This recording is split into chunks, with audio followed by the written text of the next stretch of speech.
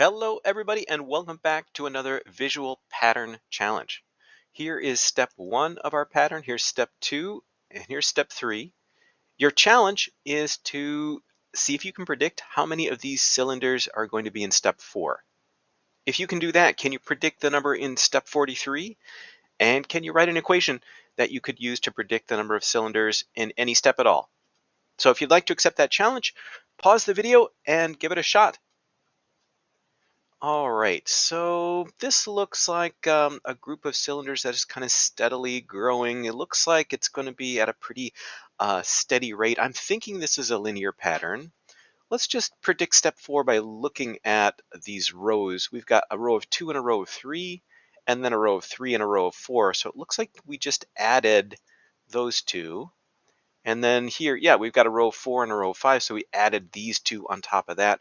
So it looks like we're adding two more every step, so one to each row. So I would expect a row of 5 on top here and a row of 6 on the bottom, and so that would be 11.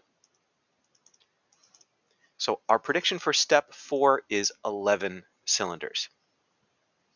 Let's take a moment just to analyze the numbers so we can see that this is indeed a linear pattern. So I'll list the step numbers and the cylinders. So in step 1, we have a total of 5. In step 2, that goes up to 7. In step 3, we've got 9. And in step 4, we're predicting 11. So we can analyze these numbers of cylinders by finding the difference between each step. 7 minus 5 is 2, 9 minus 7 is 2, 11 minus 9 is 2. This should make sense. We're adding 2 every turn, so the difference between the steps should be 2.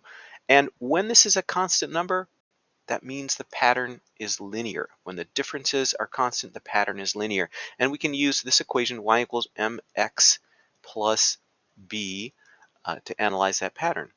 So what is the m? The slope in this line is going to be the rate of change of our pattern, or rate of change between each step. So this is going to be 2 times x. And then the b is going to be whatever it takes to make it all work out. X is the step number. Y is the total number of cylinders. So if we say y equals 2 times step 1, that would give us 2 times 1 is 2, just 2 cylinders. We'd be missing these 3. So we can add 3 and just put in 3 for b. So this would be our equation. Let's test it, make sure it's working with the other steps. So y equals 2 times step 2 plus 3. 2 times 2 is 4 plus 3 is 7. Yes, that's how many we have there. How about in step 3, y equals 2 times step 3 plus 3. 2 times 3 is 6 plus 3 is 9. Yep, that's how many we have in step 3. So this equation looks good. Y equals 2x plus 3. And if we want to figure out how many in step 43, now we can just take 43 and put it in for the step number x in our equation. So y equals 2 times 43 plus 3. And 2 times 43, that's 86, plus 3 more is 89 in step number 43. Well, how did that go for you? Did you get 11 for step 4? Did you get 89 for step 43? Let me know. Thanks, everybody.